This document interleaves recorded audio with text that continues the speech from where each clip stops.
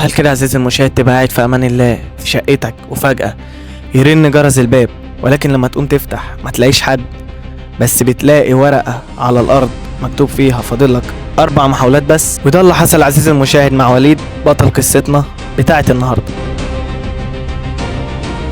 ازيكم عاملين ايه؟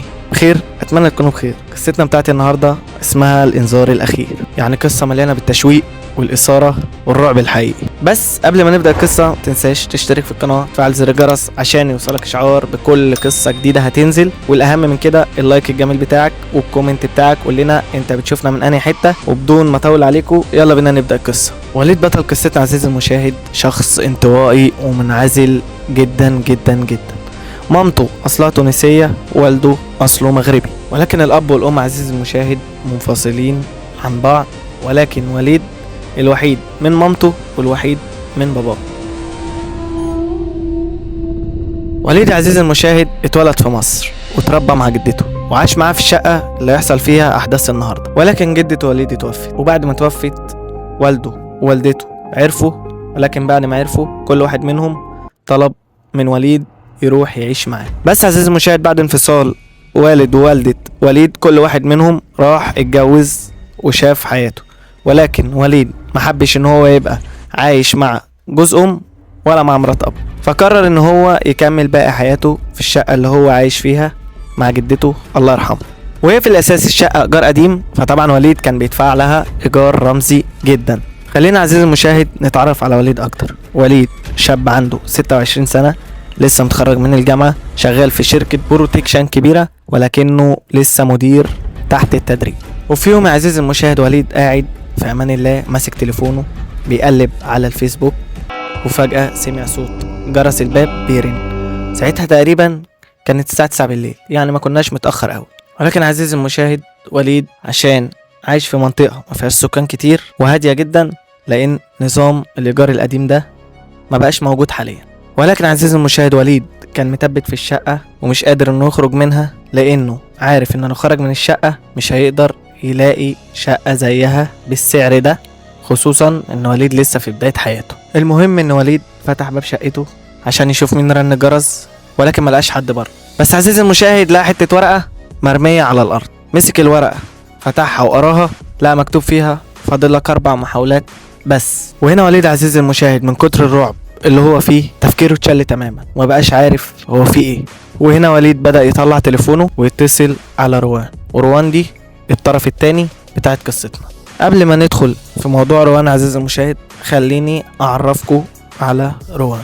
روان مشرفة في الشركة اللي وليد بيشتغل فيها، ولكن مش مشرفة عليه، مشرفة في قسم تاني في الشركة، ولكن وليد هو اللي مدير عليها ورقم 1 في الشركة بعد صاحبها. زي ما قلنا عزيزي المشاهد وليد بدأ يطلع تليفونه ويتصل على روان، وبالفعل كلمها وحكى لها اللي حصل معاه، ولكن روان فضلت تهديه وتقول له اكيد حد عامل فيك مقلب.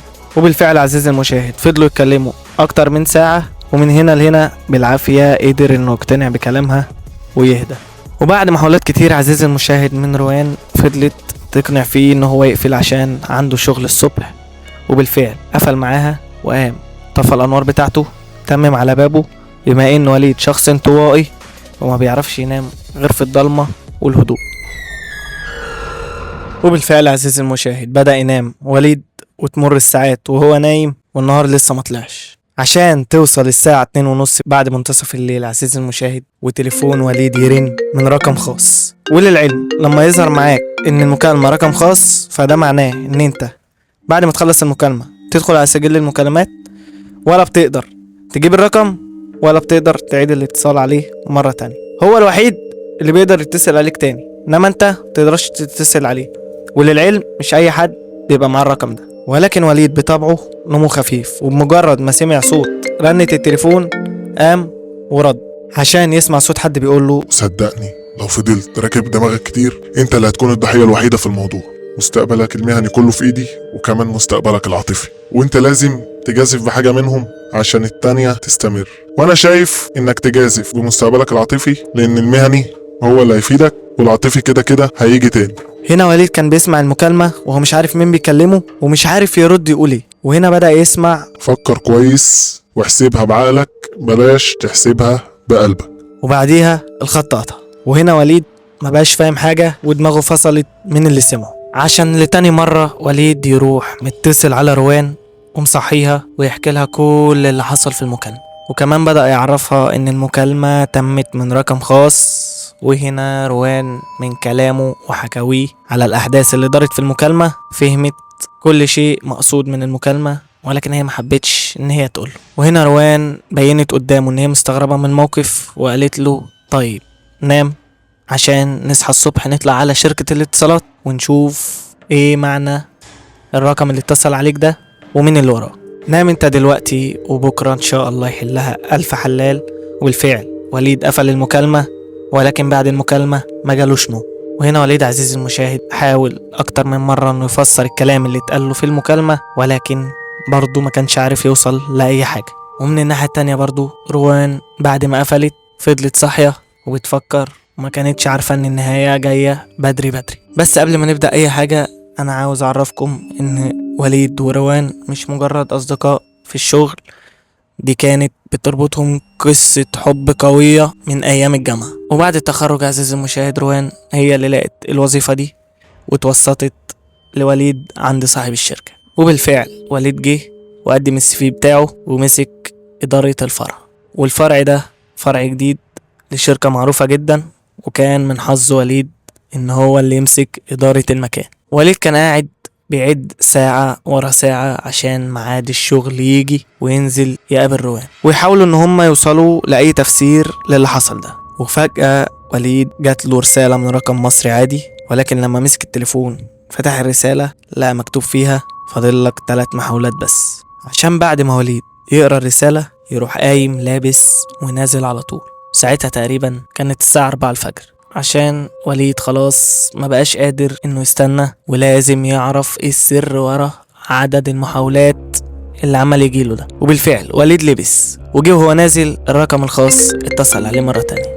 مجرد ما رد سمع صوت بيقول له غشيم، شكلك عايز تخلص عدد المحاولات من غير فايدة. عشان وليد في الاخر يبدأ ان هو يتكلم ويقول له انت مين؟ انا مش فاهم حاجة، وايه السر ورا عدد المحاولات ده؟ عشان يرد عليه الشخص اللي في التليفون فجأة ويقول له انا هوضح لك كل حاجة وانت عليك تحسبها صح. عشان يسمع الشخص اللي معاه التليفون ويقول له انت يا وليد لو اتخيرت ما بين مستقبلك وما بين روان هتختار مين؟ عشان وليد اخيرا يا عزيزي المشاهد يزعق فيه ويقول له انت مين؟ عرفت روان منين؟ عرفت شغل منين؟ وايه موضوع عدد المحاولات ده؟ عشان يرد عليه الشخص اللي معاه التليفون ويقول له عدد المحاولات ده بيقل كل مرة درجة بتحاول تقرب فيها من روان. هنا يبدأ الشخص اللي على التليفون مع وليد يتكلم ويقول له بس انا عايز افهمك حاجة، عدد المحاولات بتاعك لو خلص اعتبر نفسك بره الشركة مع تقييم في الدوسيه بتاعك او في الملف بتاعك كفيل ان هو ما يشغلكش حتى في ورشة مش في شركة. وليد سأله طب انت مين؟ طب تعرف روان منين؟ طب تعرفني انا منين؟ عشان في لحظتها عزيزي المشاهد المكالمة تقطع. وليد هنا ما يبقاش عارف هيعمل ايه، وهل يكلم روان ولا عدد المحاولات هتقل رقم. عشان وليد وهو قاعد عزيزي المشاهد يمسك تليفونه ويفتح الرسالة اللي جات له من رقم مصري، عشان بمجرد ما وليد يفتح الرسالة عنده ويجي يدور على الرسالة اللي اتبعتت له ما يلاقيلهاش اي اثر، على الرغم ان هي مبعوتاله ما كملتش ساعة. طبعا دلوقتي كلكم ممكن يكون دار في دماغكم ان اللي عامل القصة دي كلها صاحب الشركة اللي وليد وروان شغالين فيها، يا اما حد تاني من جوه الشركة ممكن يكون معجب بروان وعايز يبعد وليد عنها. بس لا هتعرف كل حاجة مع الوقت، ما تستعجلش. عشان وليد عزيز المشاهد فجأة وهو قاعد على الكرسي اللي كان قاعد بيتكلم عليه وهو نازل ينام فجأة، عشان تليفون وليد يفصل اثناء ما وليد نايم، ويجي ميعاد الشغل ولا وليد يسمع المنبه ولا يسمع اي اتصال من روان. عشان بعد 3 ساعات من ميعاد شغل وليد يصحى فجأة يبص في تليفونه يلاقيه فاصل، يدخل جري يشد الشاحن وياخد التليفون وينزل على شغله. عشان وليد اول ما يوصل الشركة يلاقي الدنيا هناك طبيعية جدا ولا كان في اي حد ملاحظ غيابه، وده على الرغم من انه المدير. بس طبعا هو ما بصش لكل ده، هو دخل على مكتبه حط تليفونه على الشاحن وراح رايح على مكتب روان عشان بمجرد ما يفتح باب مكتبها ما يلاقيش روان في المكتب، ويبتدي ان هو يسأل على روان، وكانوا كلهم بيردوا عليه ويقولوا له لسه ما جاتش. عشان وليد يبتدي ان هو يرجع مكتبه ويبتدي يبعت للبوفيه يجيب له قهوة ومية. وهنا وليد يبدأ يمسك تليفونه. بالفعل البوفيه جاب له القهوة، جاب له المية، وليد شرب قهوته، ولع سيجارته عشان يبتدي ان هو يفوق. وزي ما قلنا بدأ يمسك تليفونه عشان يبتدي ان هو يتصل على روان. وفجأة عزيزي المشاهد تجيله رسالة من الرقم المصري تاني.